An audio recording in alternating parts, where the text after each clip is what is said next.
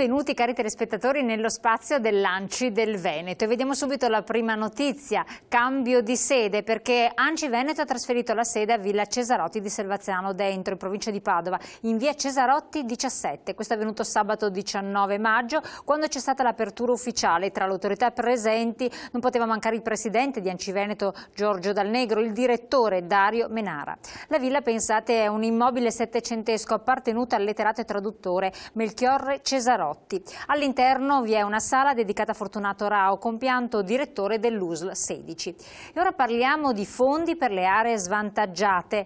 Come ottenerli e che fondi sono? Uno di questi, in modo particolare, è il provvedimento Letta, che comprende 40 milioni di euro. Un altro fondo che presto si aggiungerà è il cosiddetto ODI, comprensivo di altri 160 milioni di euro erogati dalle province autonome di Trento e di Bolzano. Entrambi sono destinati ai comuni al confine con le regioni a statuto speciale e serviranno a finanziare progetti per una maggiore vivibilità. Questi comuni nel Veneto che sono coinvolti, ovvero una sessantina, inclusi nel territorio del Bellunese, del Vicentino ma anche del Veronese. L'Anci mette pertanto a disposizione le proprie strutture per informare e assistere nelle procedure richieste e naturalmente tutti gli amministratori ma anche i dipendenti dei comuni interessati. E adesso parliamo di una manifestazione molto importante che avverrà il 31 maggio.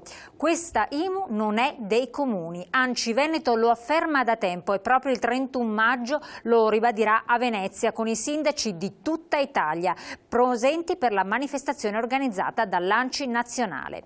E verrà tra l'altro ribadito in questa circostanza il fatto che si stanno facendo passi indietro sull'autonomia dei comuni prevista proprio dalla Carta Costituzionale e sul diritto delle stesse municipalità di beneficiare di entrate proprie e non più derivate. Nello stesso tempo l'Associazione dei Comuni Veneti ci tiene a precisare che non si tratta tanto di protestare quanto di far conoscere le ragioni degli amministratori comunali. Sindaci, assessori e consiglieri sono infatti a contatto ogni giorno con i problemi dei cittadini, ma ora si trovano a fare i gabellieri per conto dello Stato. Ad aggravare la situazione è il clima attuale di forte incertezza perché non sono ancora chiari tutti i passaggi per la determinazione dell'IMU.